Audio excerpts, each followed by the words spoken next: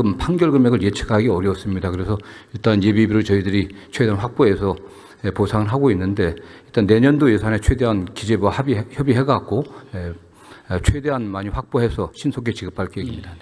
예, 피해자들이 모두 고령이시고 생활고에 시달리고 있습니다. 하루속히 배상을 받을 수 있도록 예산과 제도를 확실히 뒷받침해 주시기 바랍니다. 예, 이게 관련해서 하루 이자만 해도 지금 연 12%이기 때문에 하루 이자만 해도 6천만 원 이상 나가기 때문에 정부 입장에서도 가능한 최대한 지급하려고 노력하고 있습니다. 예, 들어가 주시기 바랍니다.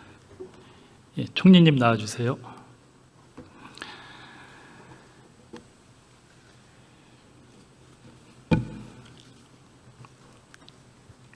예.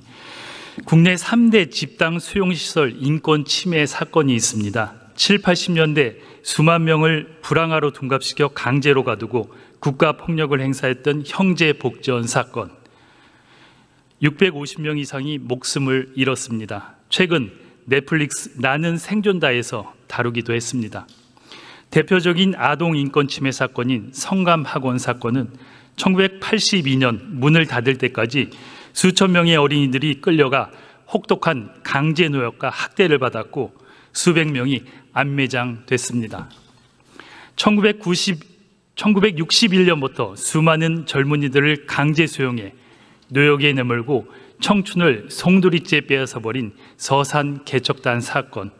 이 세 사건 모두 군부 독재 정권이 저지른 국가폭력 사건이고 대표적인 인권 침해 사건입니다.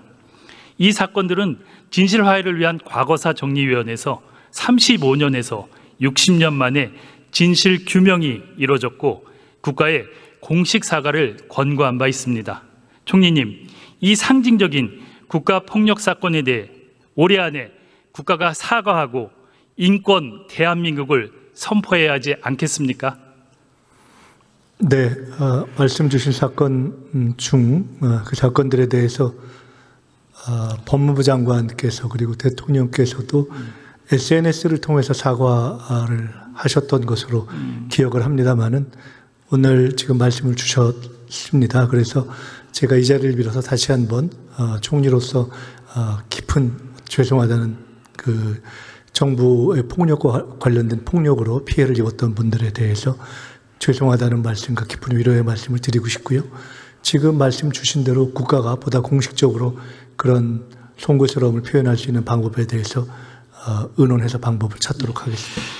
이재명 대통령은 어린 시절 소년공으로 인권 사각지대에서 부당한 현실을 극복하고 경기도지사 때는 성감학원 피해자 구제에 나섰습니다. 총리님, 대통령께 새 사건에 대해 국가의 사과와 인권 대한민국 선포를 꼭 건의해 주시기 바랍니다. 네. 대통령께서 산업재해를 미필적 고의에 의한 살인이라고 규정했습니다. 정부도 고용노동부 장관을 중심으로 관련 부처가 예방에 총력을 기울이고 있습니다. 매우 고무적입니다. 반드시 결실을 맺어 노동 현장의 안전을 지켜내길 기대합니다. 지난 월요일 정부가 산업재해 종합대책을 발표했습니다. 정부의 의지와 실행력이 묻어난 대책이라고 평가합니다.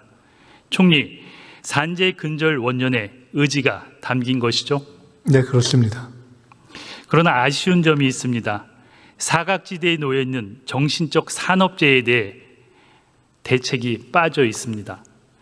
지난해 연말 KT가 대규모 구조조정을 단행하면서 노동자 6명이 세상을 떠났습니다. 3명은 극단적 선택을 했고 3명은 심장마비로 목숨을 잃었습니다. 구조조정에 따른 정신적 산업재해의 가능성이 제기되고 있습니다. KT에서는 지난 2007년부터 2013년까지 7년간 무려 31명의 노동자가 극단적인 선택을 했습니다. 그 이후에도 수많은 통신 노동자들이 죽어갔지만 통계조차 제대로 잡지 않고 은폐해 왔습니다. KT란 대기업에서 대규모 구조조정이 있을 때마다 노동자들의 비극이 잇따르고 있지만 원인 규명은 물론 아무런 대책도 세우지 않고 있습니다. 대통령께서 자살은 사회적 재난이라고 규정하고 정부 TF를 지시했습니다. 물론 정신적 산업재해는 입증과 인정이 쉽지 않습니다. 그런데 고용노동부와 과기정통부가 방치하는 사이에 통신 노동자들이 죽어가고 있습니다. 상황이 이런데도 통신을 관할하는 과기정통부에선 KT 직원들을 대상으로 한 차례 간담회를 한 것이 전부입니다. 총리님, 노동자들의 자살 등 정신적 산업재해에 대해 특단의 대책을 마련해야 하지 않겠습니까?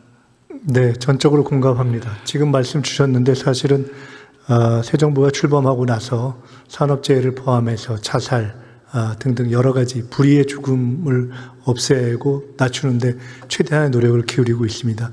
지금 말씀 중에도 나왔습니다마는 사실은 우리 사회에서 현재 여전히 쓰고 있는 용어인데 과연 극단적 선택이라는 용어가 과연 맞느냐 하는 고민도 사실은 저희가 하고 있습니다. 과연 그것이 선택일 수 있는가? 그런 의미에서 현재는 차라리 자살이라는 용어를 그대로 쓰는 것이 낫지 않는가 하는 그런 전문가들의 의견도 저희들이 경청하고 있는 상황입니다. 예. 지금 주신 말씀처럼 정신적 트라우마, 자살과 관련된 그런 모든 부분들을 현재 세우고 있는 대책에 반드시 더 포함시키고 강력하게 반영되도록 하겠습니다. 예. 용어에 대해서는 고민이 필요할 것 같습니다.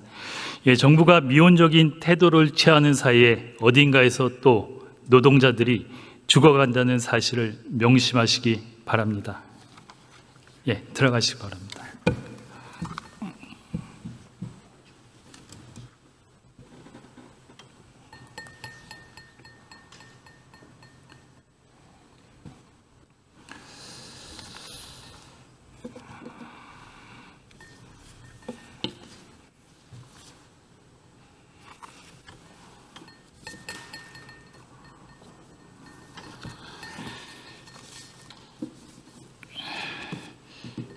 예, 질문할 게 많은데 시간이 금방 가네요.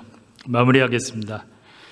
존경하는 국민 여러분, 이재명 정부가 출범한 지 이제 100일이 조금 지났지만 무너졌던 대한민국이 차츰 안정을 찾아가고 있습니다.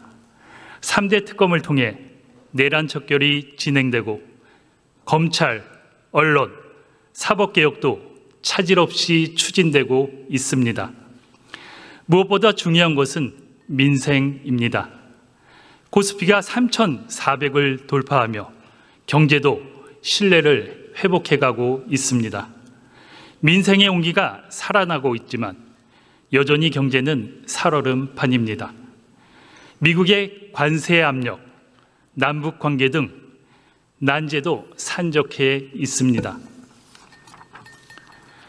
그렇기 때문에 정부는 단기 성과에 안주하거나 오만해서는 안 됩니다. 국민들은 어떻게든 해내는 정부를 원하고 있습니다. 앉아서 일하는 정부가 아니라 뛰는 정부, 성과내는 정부가 되어야 합니다. 민생에는 좌우가 없고 여야가 따로 없습니다. 야당도 민생만큼은 정쟁의 도구로 삼아서는 안 됩니다. 정부의 발목을 잡는 순간 그 피해는 국민들에게 돌아갑니다. 이제 모두 힘을 합쳐 국민이 편하고 국민이 잘 사는 새로운 대한민국, 진짜 대한민국으로 나아가야 합니다. 경청해 주셔서 고맙습니다.